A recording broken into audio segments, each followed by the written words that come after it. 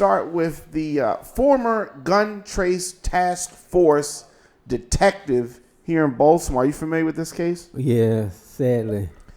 And so you don't strike me as being surprised by any of this gun trace task force stuff. No, you know what's missing out of conversations, national and local, especially with the police department, is that the police, the president, these are the people who should be above reproach, not just skimming by. Right. We're supposed to be looking up to them. We're supposed to try to be like you. You got to be above reproach. You can't be stealing and robbing. I mean, this is insane. Yeah. So, I agree. And the country was promoted like that. Like that's how it was. Or that's how it's supposed to be. That they were, not corruptible. And clean. Right. That's how that's how the paperwork reads, but that's different from the actuality. A former Baltimore police detective, Jamel Raymond, was sentenced today to 12 years in federal prison, and he is the 8th and the final member of the task force to be sentenced. And so he owes $79K in restitution as part of this order issued against the former gun trace task force members.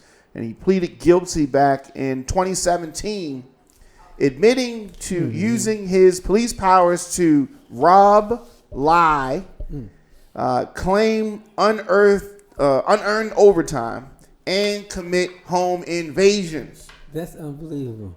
Home invasions done by the police. Home invasions.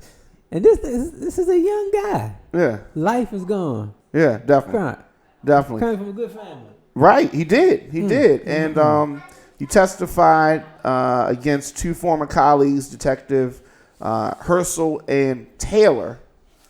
So in court, Detective Jamel Raymond cried as his father, who is a retired police officer, described his son's upbringing in a family of teachers and even a principal.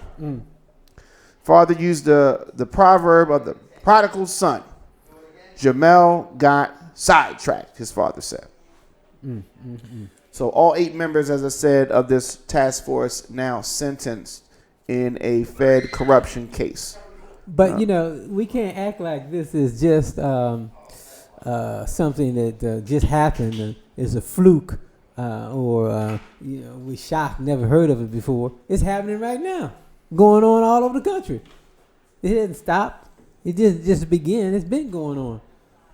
And they find it very easy to steal and lie and put their own. Here's a black guy. He's black. Right.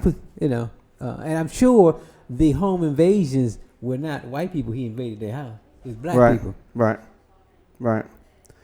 And Herschel and Taylor paid the price. They're going to trial. So what they said is that Raymond's criminal conduct was the worst outside of Jenkins. But they say he was one of the worst ones. This guy, one of the worst ones. And look at him now. Look at him now. Like you said, came from a good family. Yep.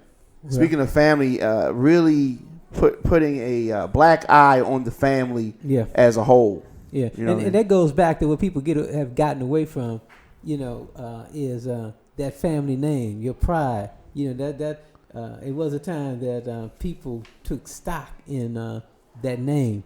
Oh, you Dwight Williams' son. Right. And you take pride in that. Right. And so he's put a black eye on his family. And the father was a retired police officer, and this guy was just like the Wild Wild West against his own people.